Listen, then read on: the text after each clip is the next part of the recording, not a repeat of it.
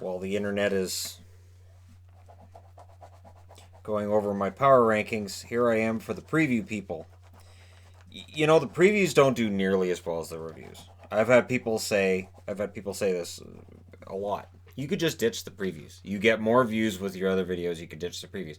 They're not wrong, but I take pride in doing the previews and reviews, and it being something that has been done on this channel for at least 2 years now, and so I'm not going to change that.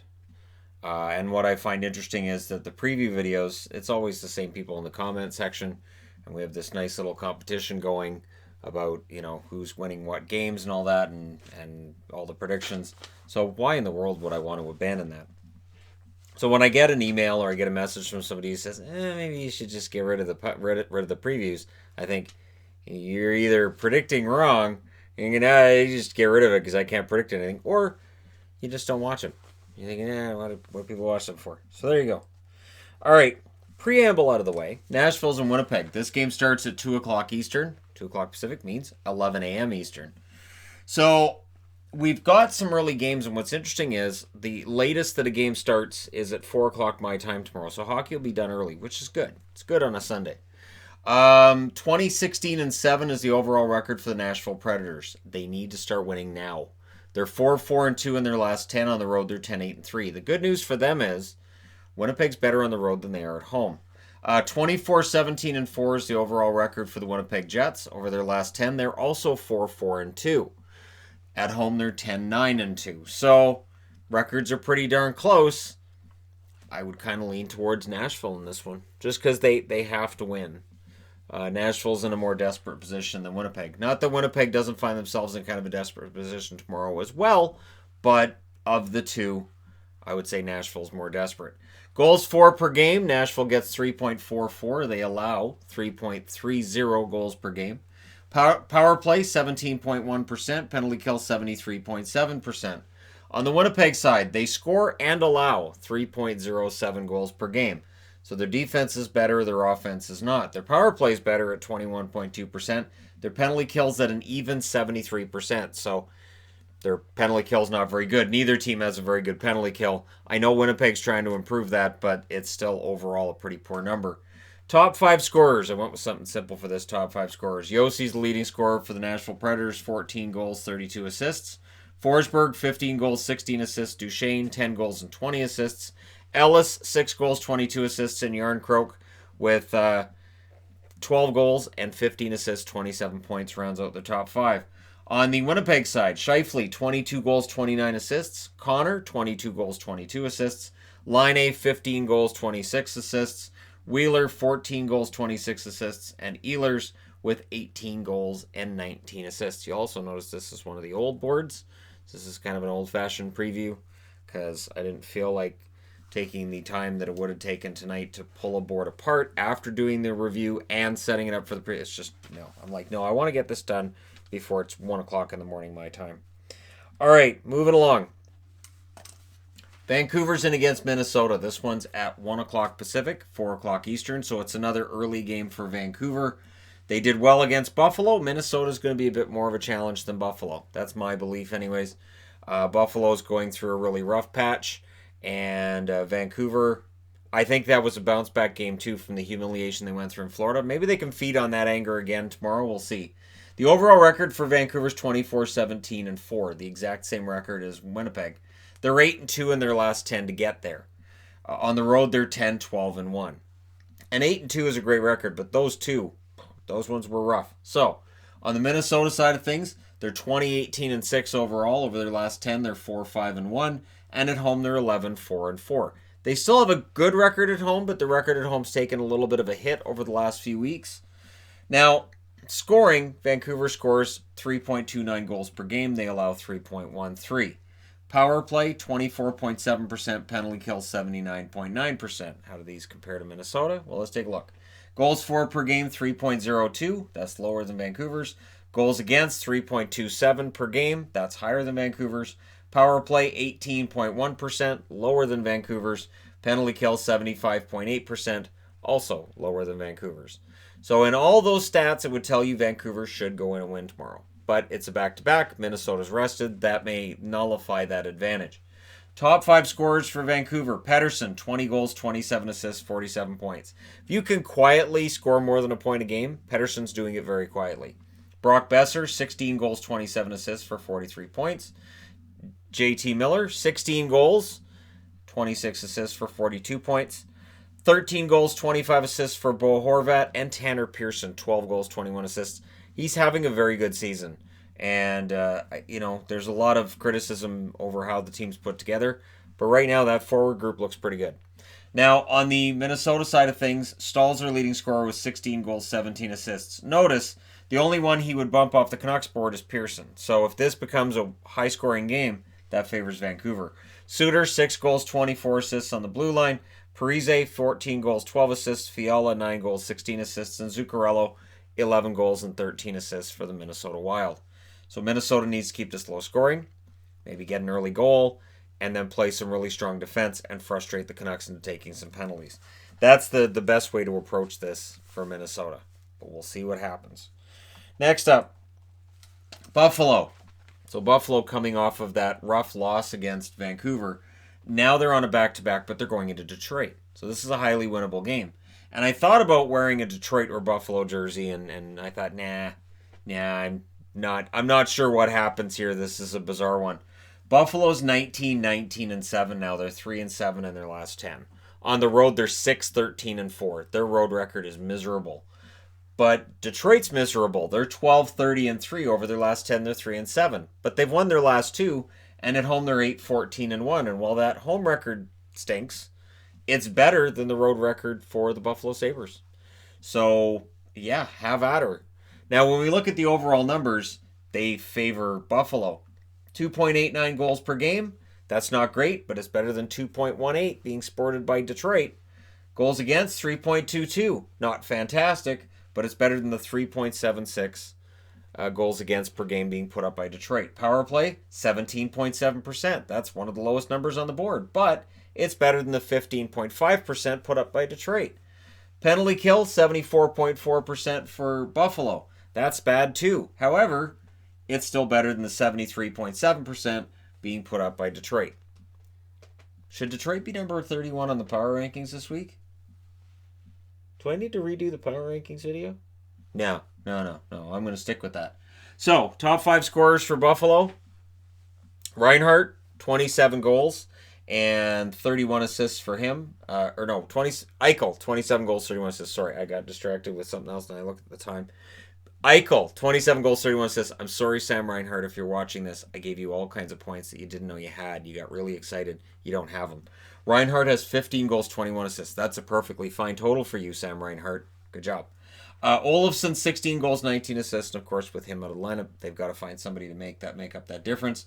Dahlin, 2 goals, 23 assists. He's been doing well lately. And Johansson, 6 goals, 15 assists. Marcus Johansson could be a very important key scorer in big situations. So it can't get much bigger than this. They need goals right now. On the Detroit side, their top 5. Bertuzzi, 16 goals, 18 assists. Larkin, 11 goals, 18 assists. Hronik, 8 goals and 17 assists for him. Mantha, 12 goals and 12 assists. Of course, he's injured. And Fabry, in 28 games with Detroit, has 10 goals and 10 assists. So he's scoring at a pretty decent clip. He went down, though, in their last game, and immediately the Detroit announcers got concerned because when you see him go down, you start thinking about his injury history with St. Louis. And I think it's going to be one of those things where anytime he falls down, it looks like he might be hurt, you're going to start worrying about an ACL. And that's just the reality with Fabry, and it might be part of the reason why defensively his numbers don't look very good, because it may affect his mobility. That being said, offensively, he's been good enough, and we'll see if he gets a goal tomorrow against the Buffalo Sabres and who wins this game that looks kind of unpredictable on the surface of it. That being said, I do need to change boards. So if you were seeking straight lines on your boards, this board is for you. Yes, the last board, those were hand-drawn. I promise that will not be the one that I use for the review tomorrow night. That's just a one-off, but it may end up happening on Saturday nights when I have to do the Sunday preview, because it just makes sense to get the preview boards done during the games on Saturday nights. St. Louis isn't on the board. I don't know why I said St. Louis. I have no idea why I said St. Louis there. There's nothing on this board to say St. Louis. Nothing even close. I'm not wearing St. Louis. I don't know why I said that. All right, Pittsburgh. I'm not changing the timestamp, I promise. Pittsburgh's in against Arizona. This game starts at 3 o'clock Pacific, 6 o'clock Eastern. So, again, all these games are pretty early. That's fun. I like that. I can't state enough how happy I am about that. Yes, games will be on during most of the day, but in the evening, I don't have to watch hockey late. I can catch up on other shows. It does mean my treadmill, though, gets pushed to later at night. So, anyways, Pittsburgh's 27, 12, and 5 overall over their last 10. They're 7, 2, and 1. On the road, they are 11, 7, and 2. They've been playing very, very well. In Arizona, coming off back-to-back shutouts, it's their first game back. And they're going out on the road again at some point this week because I'm watching them on Thursday in Vancouver. They're 25, 18, and 4 overall over their last 10. They're 5 and 5. At home, they're 11, 10, and 1. They're better on the road than they are at home. So I have some concern about whether or not Vancouver beats them this coming Thursday when I see them. And we'll see how that game turns out too, because very unpredictable are these Arizona Coyotes. Goals for per game. Pittsburgh scoring at a clip of 3.36. They're allowing 2.7 goals per game. Their power play's at 17.9%. Their penalty kill 80.9%. Their power play's not hurting them because they score well at 5-on-5. Now, the Arizona Coyotes, they're scoring 2.72 goals per game, which is low, but they're only allowing 2.53 goals per game. So that's really low. Power plays 20.3% is their power play, 83.8% is their penalty kill. So their special teams are pretty darn good. Top 5 scorers. Jake Gensel is still the leading scorer for the Pittsburgh Penguins at this point. 20 goals, 23 assists, but Malkin's right behind him and is going to pass him. 13 goals, 29 assists for 42 points. Rust, 18 goals, 19 assists for 37 points. Letang, 10 goals, 18 assists. And Cahoon, who is quietly putting together a pretty good season, 10 goals, 16 assists for him. On the Arizona side, Schmaltz is still their leading scorer, 7 goals, 28 assists. Clayton Keller, 12 goals, 20 assists. Kessel, 9 goals, 18 assists, 27 points. So Kessel playing against the Penguins tomorrow night in Arizona. We'll see if he welcomes them by scoring some goals and just playing like Phil Kessel. Dvorak, 11 goals, 15 assists. Taylor Hall in 12 games with Arizona, 3 goals, 5 assists for 8 points. And again, with Taylor Hall, if his points totals are low, is that going to affect what he gets on the free market?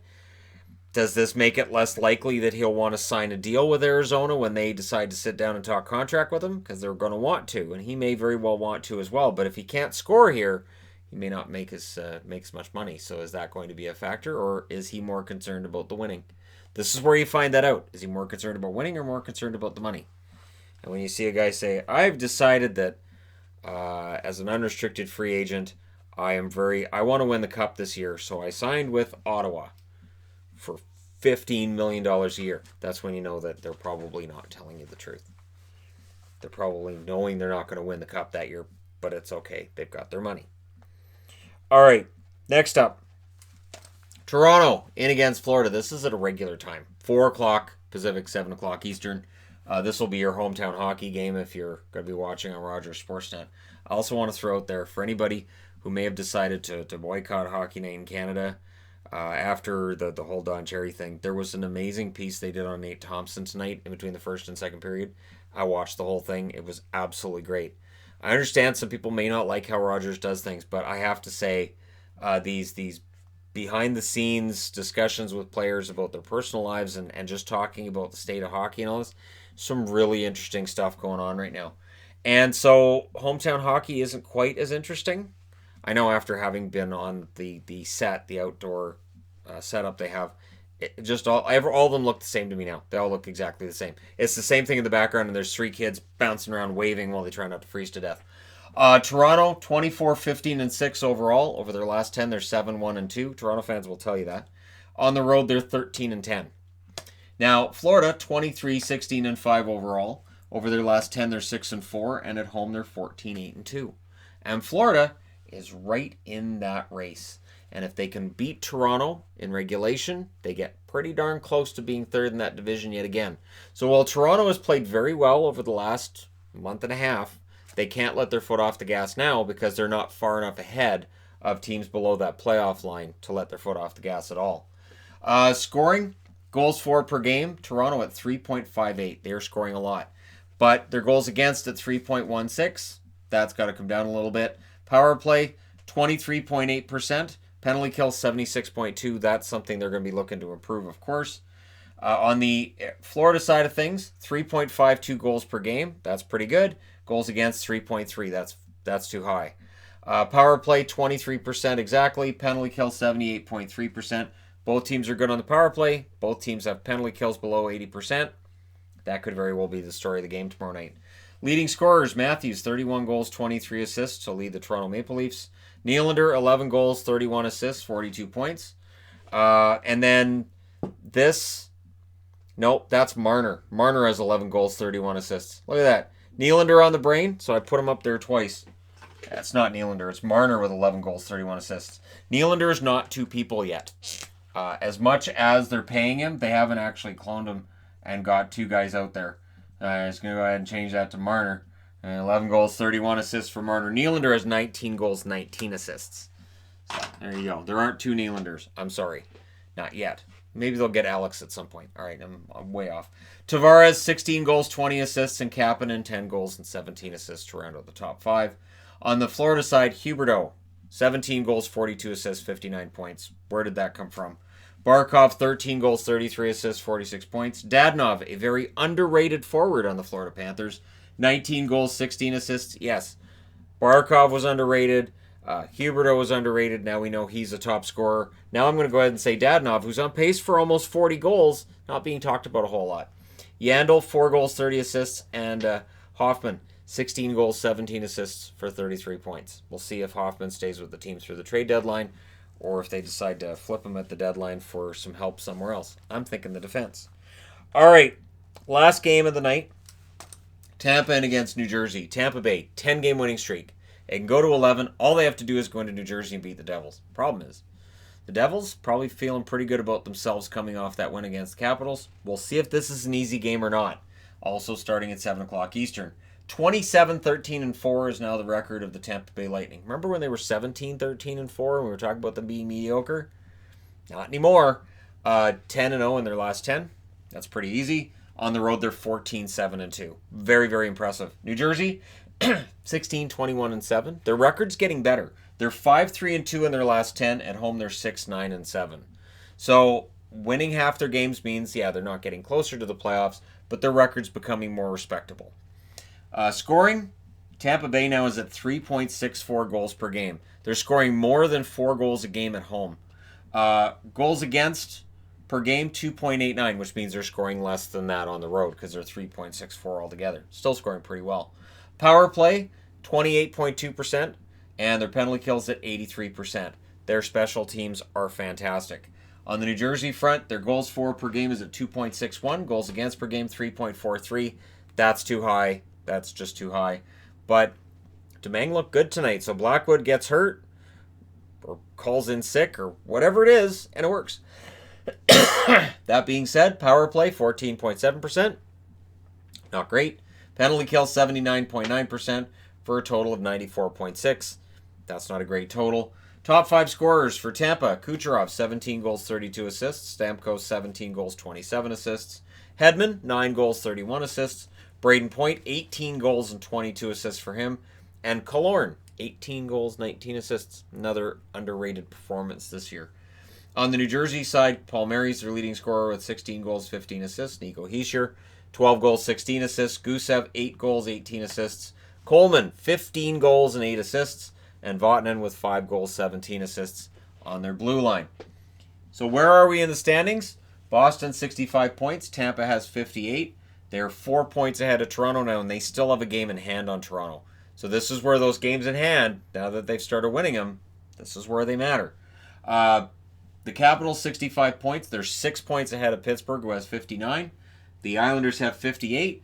Carolina has 56. And Philadelphia and Columbus are tied with 52 points. So Philadelphia needs to get it together because they're right on the verge of falling out of the playoffs.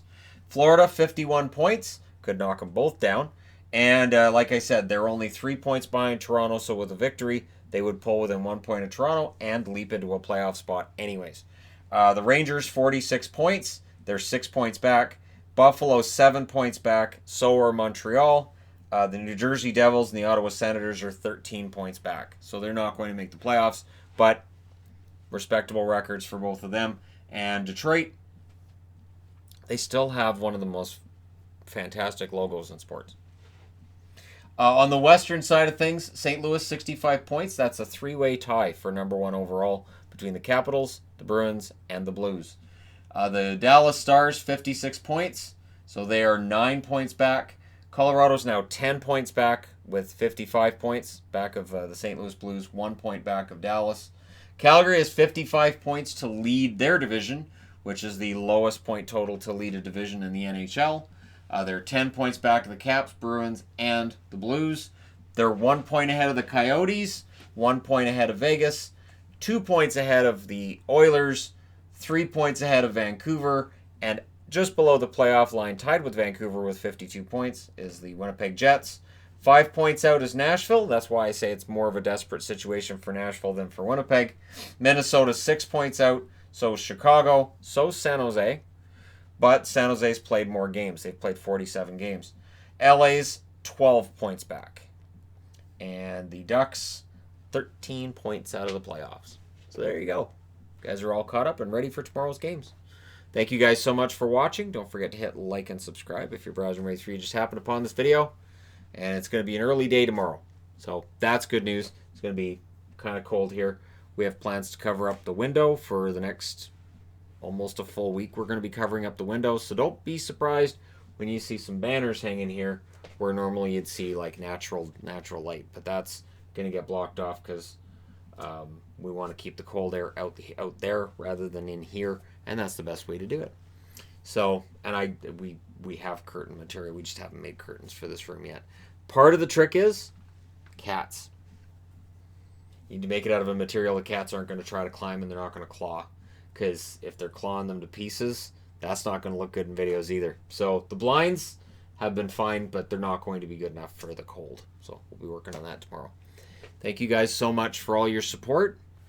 And hopefully it's warm where you're at. But if you're in Canada, probably not. When we get cold here, that means most of Canada's pretty darn cold, especially the prairies.